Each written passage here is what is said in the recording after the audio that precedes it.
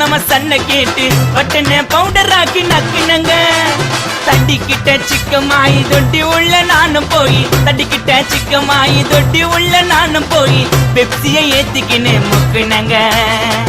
அச்சராபரி எல்லாமே எனக்கு தான் அச்சராபரி எல்லாமே எனக்கு தான் புச்ச பொருள் பாதி தடிங்களுக்கு கணக்கு தான் 10 புருவன் 10